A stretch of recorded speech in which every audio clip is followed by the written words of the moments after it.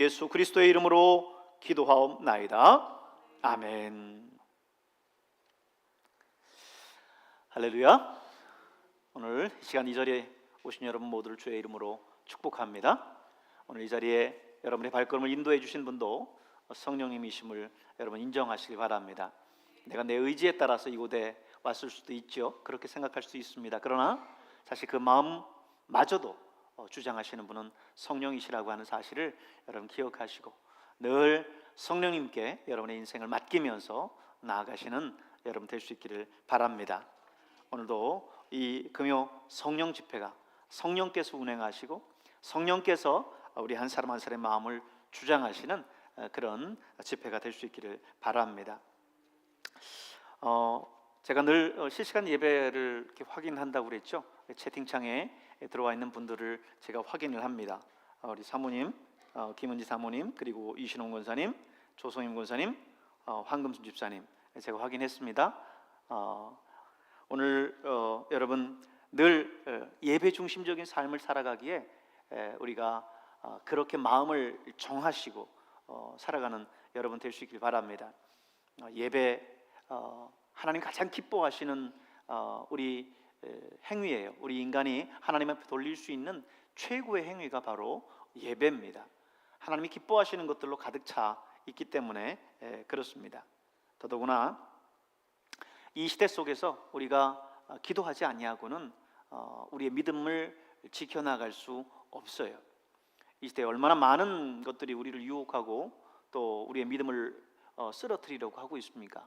우리가 깨어있고 하나님 앞에 기도하지 않으면 이 모든 것들을 이겨나갈 수 없어요. 한 주간 기도 없이 살아간다고 생각해 보십시오. 한 주간 하나님 말씀 없이 살아간다고 생각해 보세요. 세상 속에서 세상의 수많은 세상적인 그 문화에 우리는 영향을 받고 거기에 끌려갈 수밖에 없습니다. 오늘 정직하게 그 모든 것들을 인정하면서 우리가 하나님 앞에 나오기를 힘써야 될 줄로 믿습니다. 오늘 공동체 성경 읽기를 우리가 계속해서 진행하고 있는데 여러분 오늘 교회 본당에 들어오시면서 본당 입구 벽면에 부착되어져 있는 우리 목장별 공동체 성경 읽기 진행 상황표를 보셨을 거예요. 각 목장별로 그리고 각 개인의 이름들을 해서 이제 크게 아예 진행표를 붙여놨어요. 지금 창세기 그리고 출애굽기를 마쳤고요. 지금 레위기 후반부를 가고 있기 때문에 오늘과 그리고 주일까지 하면 이제 레위기를 마칩니다. 그러면 스티커를 3개를 붙일 수가 있어요. 제가 시범적으로 우리 교역자들만 지금 미리 창세기와 출애굽기에 대한 스티커를 붙여놨어요. 이제 이번 주일이 지나고 나면 이제 레위기를 또 우리도 붙일 겁니다. 여러분 이제 교회를 오가시면서 이제 그 옆에 스티커까지도 같이 비치를 해두었으니까요. 여러분이 이 진행되는 그 상황만큼 창세기, 출애굽기 이렇게 부착하시길 바랍니다. 각 목장별로 공동체 성경 읽기를 하고 계신 분들을 초기에 이제 조사를 해서 지금 100명이 조금 넘는 인원이 지금 함께 진행하고 있어요. 거기에 여러분 스티커를 딱 붙여가면서 하면 서로에게 도전이 되고 또 격려가 되고 또 목장별, 개인별 선의의 경쟁이 돼서 내가 이 성경을 일독하는 데 있어서 그게 힘이 돼요. 그렇죠? 여러분 공부하는 것도 혼자 공부하는 거 하고요. 그룹 스터디라고 하죠. 함께 한 목표를 가지고 같이 공부하는 그룹이 있으면 정보도 나누고 또 서로에게 도전이 돼서 함께 그 목표를 향해서 나아갈 수 있는 힘이 돼요. 그래서 여러분 영등포나 이런 데 고시촌 있잖아요. 왜 그런 데 고시촌이 있겠어요? 같이 한 목표를 가진 사람들이 모여서 서로에게 자극이 되어지고 도전이 되면서 같이 한 목표를 가지고 공부하는 거거든요. 그래서 거기에서 같이 공부하면서 목표를 이루어 나가는 거예요. 우리가 이제 약 100여 명이 넘는 우리 인원들이 지금 이 공동체 성경 읽기를 연초 1월 1일부터 시작해서 출발해서 가고 있습니다. 서로에게 자극이 되고 도전이 되셔서 여러분 열심히 그 스케줄을 따라오시고 스티커 하나씩 붙여가면서 가시기를 바랍니다.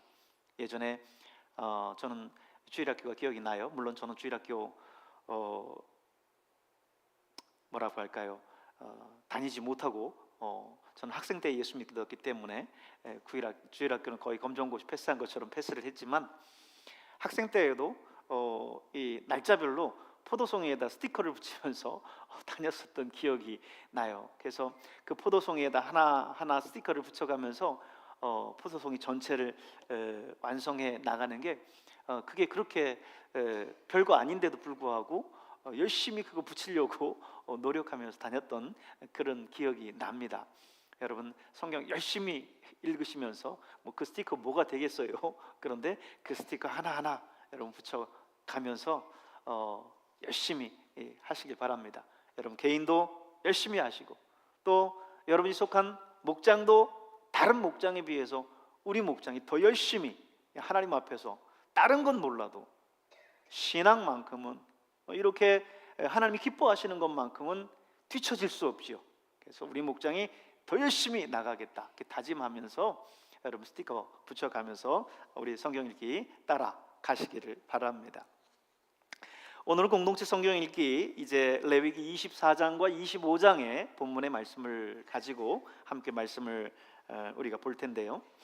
24장에서는 먼저 전반부에 성막 안에 기구들 중에서 매일매일 정리해야 되는 등잔불에 대한 규례를 이야기를 하고요.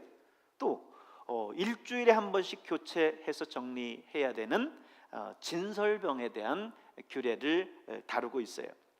먼저 1절에서 4절은 등잔불에 대해서 말하고 있는데 이스라엘 백성들에게 감람류를 가져오게 해서 성소 안에 이 등잔에 불이 꺼지지 않도록 기름을 떨어뜨리지 말라라고 하고 계세요.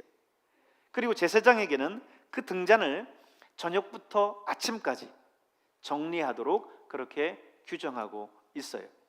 이 명령은 우리 안에 성령의 불을 꺼뜨리지 말라라고 하는 그런 영적인 의미를 지니고 있습니다. 오늘 이 시대 그 어느 때보다도 이 성령의 불이 절실한 때예요. 뜨거운 성령의 역사가 다시 한번 이 땅에 일어나야 할 그런 시기입니다.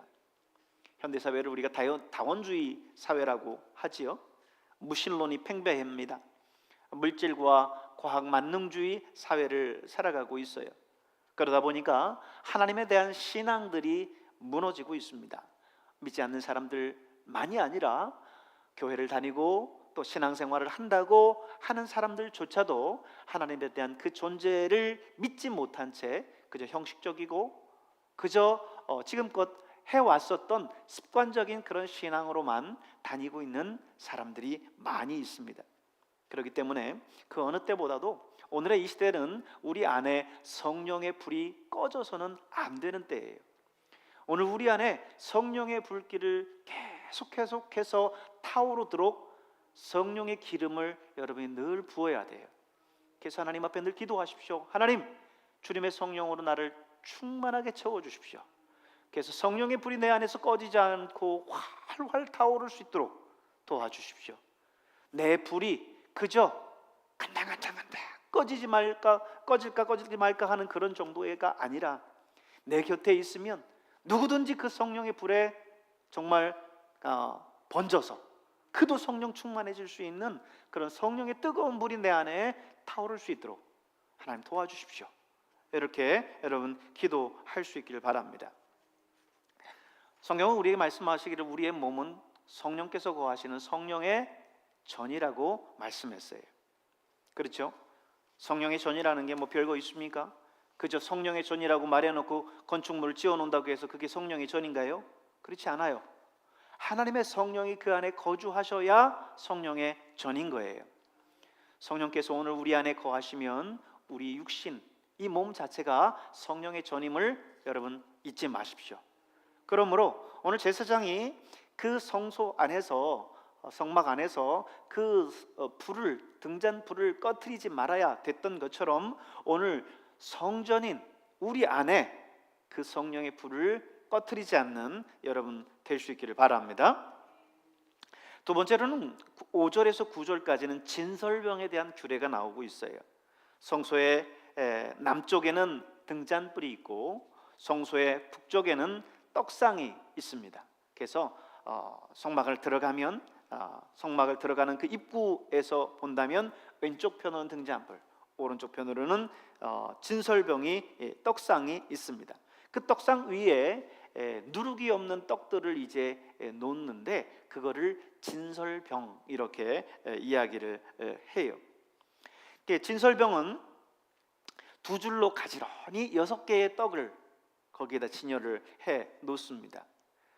그리고 그 진설병을 먹을 수 있는 사람에 대해서 말씀은 오늘 기록을 하고 있어요. 그래서 5절에서는 진설병의 개수와 만드는 방법, 6절에서 8절은 그 떡을 진설하는 방법, 9절은 그 진설병을 먹을 수 있는 자에 대해서 말씀하고 있어요. 이 진설병이 의미하는 것은 역시 이 땅에 생명의 떡으로 오신 예수 그리스도에 대해서 의미하고 있습니다. 이 진설병은 하나님의 목전에 진설에 놓는다라고 해서 얼굴의 떡이라고 불리기도 해요. 누룩이 없는 이 12개의 떡을 진열해 놓는 것은 12지파, 곧 생명의 떡이신 예수님께서 당신의 모든 백성을 위해서 아낌없이 당신을 주신 것을 의미를 해요. 그리고 이제 10절에서 16절에 있는 말씀은 하나님의 이름을 모독한 신성 모독에 대한 처벌을 규정하는 내용들이 나옵니다. 하나님의 이름을 저주했었던 슬로밋의 아들이 등장을 하는데 이제 하나님의 이름을 저주함으로 인해서 그것을 목격한 사람들, 그 사람들이 다 와서 그의 머리에 손을 얹고 이스라엘 온 회중이 돌을 들어서 그를 쳐 죽이는 그런 것이었어요. 당시 이 슬로밋의 아들은 이스라엘 여인과 애굽 남자 사이에 태어난 사람인데 당연히 이방 애굽 문화의 영향들을 많이 받았을 겁니다. 그러다 보니까 그가 하나님을 두려워하지 않았던 거죠. 하나님의 이름을 모독하면서도 하나님을 두려워하지 않는 거예요. 왜 하나님의 이름을 모독할까요? 하나님의 그 존재에 대해서 믿음이 없기 때문에 그런 거죠.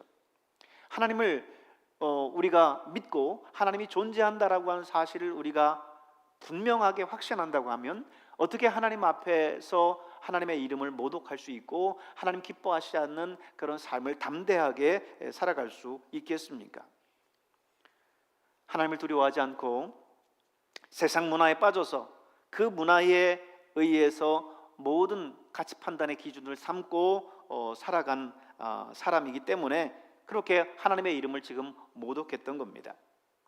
그런 사람들을 하나님은 그냥 두시지 않아요. 분명히 거기에 대한 심판을 하십니다.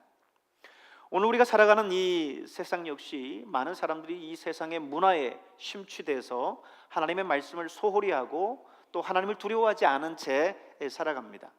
오늘 이 시대에 살아가는 사람들을 보면 그들의 언어, 그들의 행동 하나하나가 그리고 그들이 낳는 모든 그 문화, 이 모든 것들이 하나님을 무시하고 하나님을 만홀히 여기는 그런 모습들이 있어요.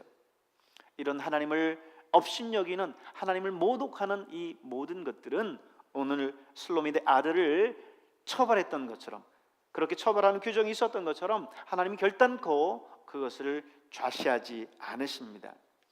하나님 앞에 얼마나 연약한 인간인가라는 것을 알아야 돼요.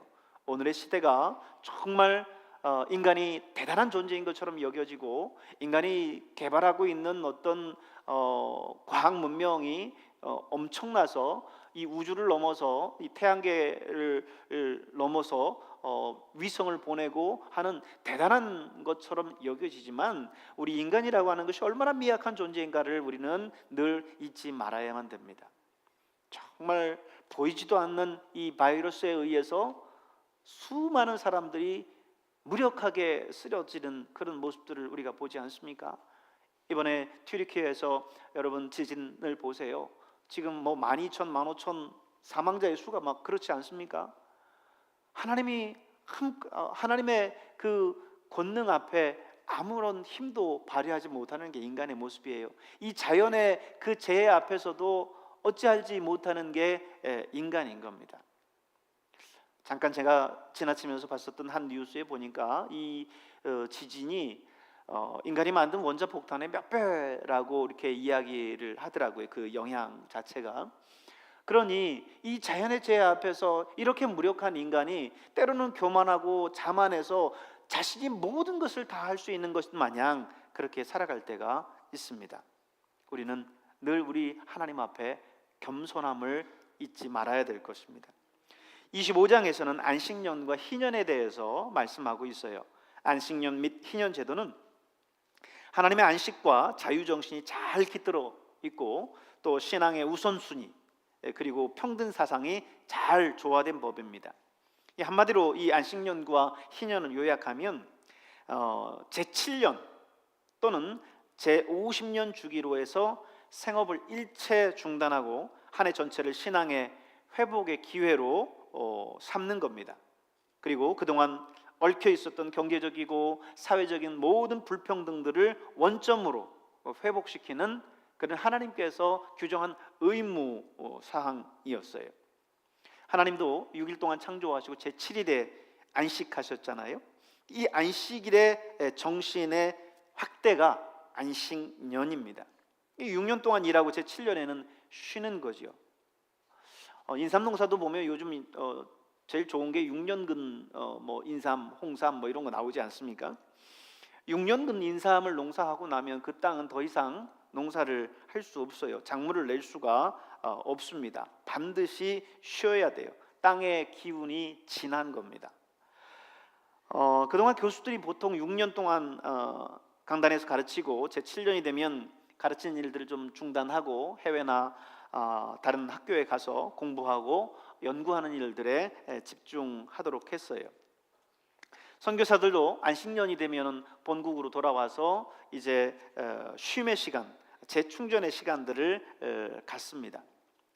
목사들도 6년이 지나면 7년째 되는 해에 안식년을 가지고 또 공부도 하고 또 영적인 재충전의 기회를 갖기도 해요. 하지만 목회 현장의 상황들이 녹록지 못하기 때문에 안식년에 대한 또 이해가 부족하기 때문에 그동안 그런 부분들이 모든 교회에서 다 이루어진 것만은 아닙니다. 하지만 최근에 이제 이러한 이해도들이 늘어나면서 안식년으로 시간을 낼 수 있도록 배려하는 그런 교회들이 점점 늘어나고 있어요. 목사들도 영적으로 지치고 또 재충전의 기회가 필요하거든요. 근데 이제 막상 1년을 비운다라는 게 이게 웬만큼 큰 교회들이 아닌 이상 이게 쉽지 않은 일이잖아요. 그러다 보니까 1년에 아예 2-3개월씩을 매년 안식월로 떼어놓는 그런 경우들도 있어요. 그래야 목사들도 내 안에 있는 영적인 그런 풍성함을 가지고 성도들에게 나눌 수 있는 그런 나눔의 기회를 가질 수 있는 겁니다.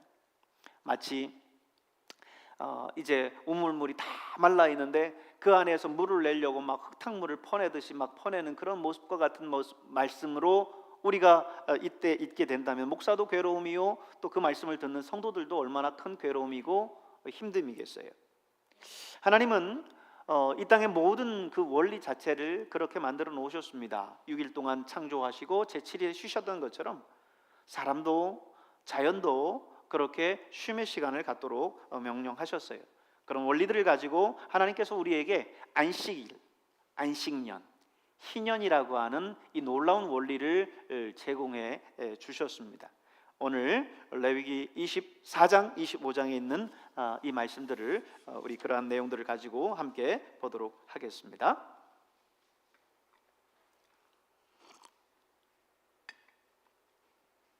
제24장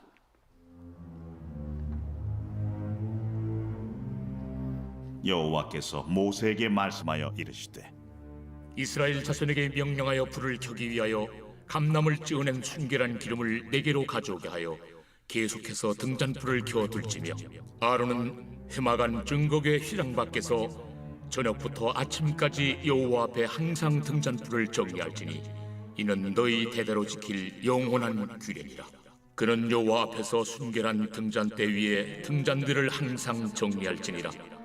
너는 고운 가루를 가져다가 떡 12개를 굽되 각 덩이를 10분의 2 에바로 하여 여호와 앞 순결한 상 위에 두 줄로 한 줄에 6씩 진설하고 너는 또 정결한 유향을 그 각 줄 위에 두어 기념물로 여호와께 화제를 삼을 것이며 안식일마다 이 떡을 여호와 앞에 항상 진설할지니 이는 이스라엘 자손을 위한 것이요 영원한 언약이니라. 이 떡은 아론과 그의 자손에게 돌리고 그들은 그것을 거룩한 곳에서 먹을지니 이는 여호와의 화제 중 그에게 돌리는 것으로서 지극히 거룩함이니라. 이는 영원한 규례니라. 이스라엘 자손 중에 그의 어머니가 이스라엘 여인이요 그의 아버지는 애굽 사람인 어떤 사람이 나가서 한 이스라엘 사람과 진영 중에서 싸우다가 그 이스라엘 여인의 아들이 여호와의 이름을 모독하며 저주하므로 무리가 끌고 모세에게로 가니라. 그의 어머니의 이름은 슬로미시요 단지파 디브리의 딸이었더라. 그들이 그를 가두고 여호와의 명령을 기다리더니 여호와께서 모세에게 말씀하여 이르시되 그 저주한 사람을 진영 밖으로 끌어내어 그것을 들은 모든 사람이 그들의 손을 그의 머리에 얹게 하고 온 회중이 돌로 그를 칠지니라. 너는 이스라엘 자손에게 말하여 이르라. 누구든지 그의 하나님을 저주하면 죄를 담당할 것이요 여호와의 이름을 모독하면 그를 반드시 죽일지니 온 회중이 돌로 그를 칠 것이니라. 거류민이든지 본토인이든지 여호와의 이름을 모독하면 그를 죽일지니라. 사람을 쳐 죽인 자는 반드시 죽일 것이요 짐승을 쳐 죽인 자는 짐승으로 짐승을 갚을 것이며 사람이 만일 그의 이웃에게 상해를 입혔으면 그가 행한 대로 그에게 행할 것이니 상처에는 상처로 눈에는 눈으로 이에는 이로 갚을지라. 남에게 상해를 입힌 그대로 그에게 그렇게 할 것이며 짐승을 죽인 자는 그것을 물어줄 것이요 사람을 죽인 자는 죽일지니 거류민에게든지 본토인에게든지 그 법을 동일하게 할 것은 나는 너희의 하나님 여호와입니다. 모세가 이스라엘 자손에게 말하니 그들이 그 저주한 자를 진영 밖으로 끌어내어 돌로 쳤더라. 이스라엘 자손이 여호와께서 모세에게 명령하신 대로 행하였더라. 제 25장.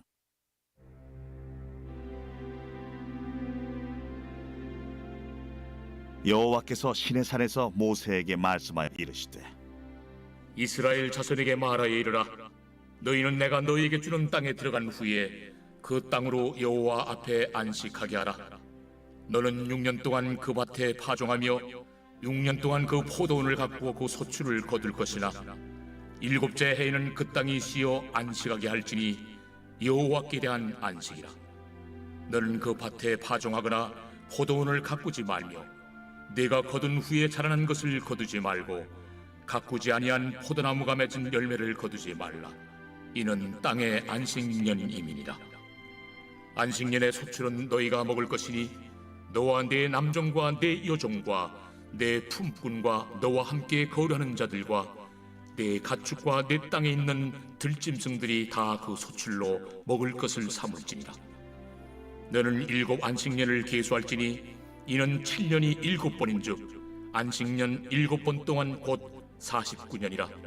7째 달 열흘날은 속죄일이니 너는 뿔나팔 소리를 내되 전국에서 뿔나팔을 크게 불지며 너희는 50년째 해를 거룩하게 하여 그 땅에 있는 모든 주민을 위하여 자유를 공포하라.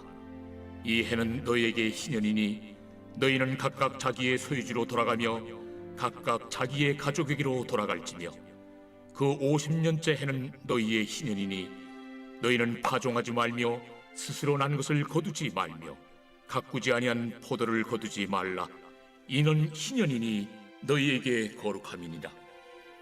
너희는 밭의 소출을 먹으리라. 이 희년에는 너희가 각기 자기의 소유지로 돌아갈지라. 내 이웃에게 팔든지 내 이웃의 손에서 사거든 너희 각 사람은 그의 형제를 속이지 말라.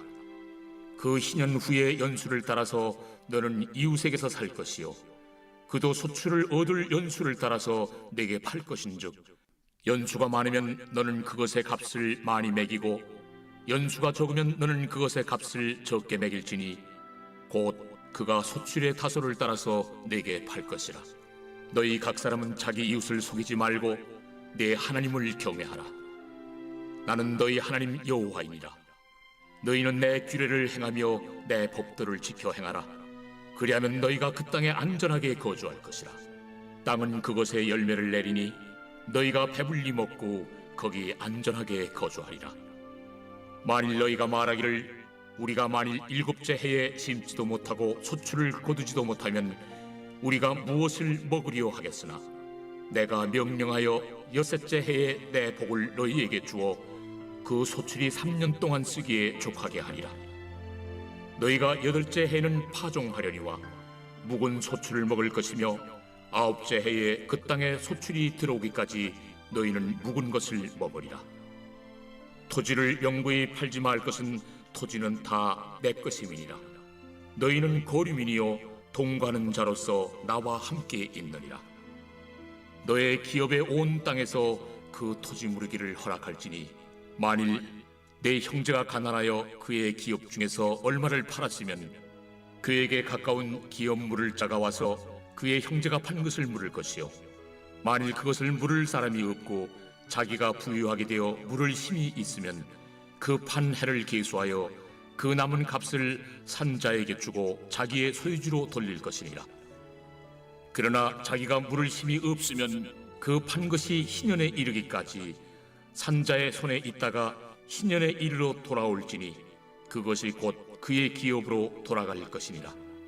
성벽 있는 성내의 가옥을 팔았으면 판지 만 1년 안에는 물을 수 있나니 곧 그 기한 안에 물으려니와 1년 안에 물이지 못하면 그 성 안의 가옥은 산자의 소유로 확정되어 대대로 영구히 그에게 속하고 희년에라도 돌려보내지 아니할 것이니라. 그러나 성벽이 둘리지 아니한 촌락의 가옥은 나라의 전투와 같이 물러주기도 할 것이요 희년에 돌려보내기도 할 것이니라. 레위 족속의 성읍 곧 그들의 소유의 성읍의 가옥은 레위 사람이 언제든지 물을 수 있으나 만일 레위 사람이 물이지 아니하면 그의 소유 성읍에 판 가옥은 희년에 돌려보낼지니 이는 레위 사람의 성읍의 가옥은 이스라엘 자손 중에서 받은 그들의 기업이 됨이니라. 그러나 그들의 성읍 주위에 있는 들판은 그들의 영원한 소유지이니 팔지 못할지니라. 내 형제가 가난하게 되어 빈손으로 내 곁에 있거든 너는 그를 도와 거류민이나 동거인처럼 너와 함께 생활하게 하되 너는 그에게 이자를 받지 말고 내 하나님을 경외하여 내 형제로 너와 함께 생활하게 할 것인즉 너는 그에게 이자를 위하여 돈을 구워주지 말고 이익을 위하여 내 양식을 구워주지 말라. 나는 너희의 하나님이 되며 또 가나안 땅을 너희에게 주려고 애굽 땅에서 너희를 인도하여 낸 너희의 하나님 여호와이니라. 너와 함께 있는 내 형제가 가난하게 되어 내게 몸이 팔리거든 너는 그를 종으로 부리지 말고 품꾼이나 동무인과 같이 함께 있게 하여 희년까지 너를 섬기게 하라. 그때에는 그와 그의 자녀가 함께 내게서 떠나 그의 가족과 그의 조상의 기업으로 돌아가게 하라. 그들은 내가 애굽 땅에서 인도하여 낸 내 종들이니 종으로 팔지 말 것이라. 너는 그를 엄하게 부리지 말고 내 하나님을 경외하라. 내 종은 남녀를 막론하고 내 사방 이방인 중에서 취할지니 남녀 종은 이런 자 중에서 사올 것이며 또 너희 중에 거류하는 동거인들의 자녀 중에서도 너희가 사올 수 있고 또 그들이 너희와 함께 있어서 너희 땅에서 가정을 이룬 자들 중에서도 그리할 수 있은즉 그들이 너희의 소유가 될지니라. 너희는 그들을 너희 후손에게 기업으로 주어 소유가 되게 할 것이라. 이방인 중에서는 너희가 영원한 종을 삼으려니와 너희 동족 이스라엘 자손은 너희가 피차 엄하게 부리지 말지니라. 만일 너와 함께 있는 거류민이나 동거인은 부유하게 되고 그와 함께 있는 내 형제는 가난하게 되므로 그가 너와 함께 있는 거류민이나 동거인 또는 거류민의 가족의 후손에게 팔리면 그가 팔린 후에 그에게는 속량받을 권리가 있나니 그의 형제 중 하나가 그를 속량하거나 또는 그의 삼촌이나 그의 삼촌의 아들이 그를 속량하거나 그의 가족 중 그의 살부치 중에서 그를 속량할 것이요 그가 부유하게 되면 스스로 속량하되 자기 몸이 팔린 해로부터 희년까지를 그 산자와 계산하여 그 연수를 따라서 그 몸의 값을 정할 때에 그 사람을 섬긴 날을 그 사람에게 고용된 날로 여길 것이라. 만일 남은 해가 많으면 그 연수대로 팔린 값에서 속량하는 값을 그 사람에게 도로 주고 만일 희년까지 남은 해가 적으면 그 사람과 계산하여 그 연수대로 속량하는 그 값을 그에게 도로 줄지며 주인은 그를 매년의 삭군과 같이 여기고 내 목전에서 엄하게 부리지 말지니라. 그가 이같이 속량되지 못하면 희년에 이르러는 그와 그의 자녀가 자유하리니 이스라엘 자손은 나의 종들이 됨이라. 그들은 내가 애굽 땅에서 인도해낸 내 종이요 나는 너희의 하나님 여호와이니라.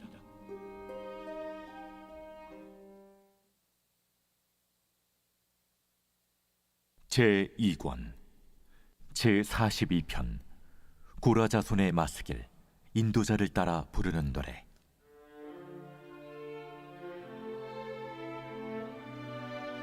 하나님이여, 사슴이 시냇물을 찾기에 갈급함같이 내 영혼이 주를 찾기에 갈급하니이다.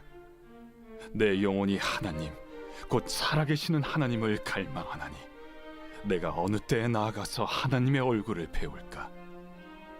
사람들이 종일 내게 하는 말이 내 하나님이 어디 있느냐 하오니 내 눈물이 주야로 내 음식이 되었도다. 내가 전에 성의를 지키는 무리와 동행하여 기쁨과 감사의 소리를 내며 그들을 하나님의 집으로 인도하였더니 이제 이 일을 기억하고 내 마음이 상하는도다. 내 영혼아, 내가 어찌하여 낙심하며 어찌하여 내 속에서 불안해하는가? 너는 하나님께 소망을 두라. 그가 나타나 도우심으로 말미암아 내가 여전히 찬송하리로다. 내 하나님이여, 내 영혼이 내 속에서 낙심이 되므로 내가 요단 땅과 헤르몬과 미살산에서 주를 기억하나이다. 주의 폭포 소리에 깊은 바다가 서로 부르며 주의 모든 파도와 물결이 나를 휩쓸었나이다. 낮에는 여호와께서 그의 인자하심을 베푸시고 밤에는 그의 찬송이 내게 있어 생명의 하나님께 기도하리로다. 내 반석이신 하나님께 말하기를 어찌하여 나를 잊으셨나이까? 내가 어찌하여 원수의 압제로 말미암아 슬프게 다니나이까 하리로다. 내 뼈를 찌르는 칼같이 내 대적이 나를 비방하여 늘 내게 말하기를 내 하나님이 어디 있느냐 하도다. 내 영혼아, 내가 어찌하여 낙심하며 어찌하여 내 속에서 불안해하는가? 너는 하나님께 소망을 두라. 나는 그가 나타나 도우심으로 말미암아 내 하나님을 여전히 찬송하리로다.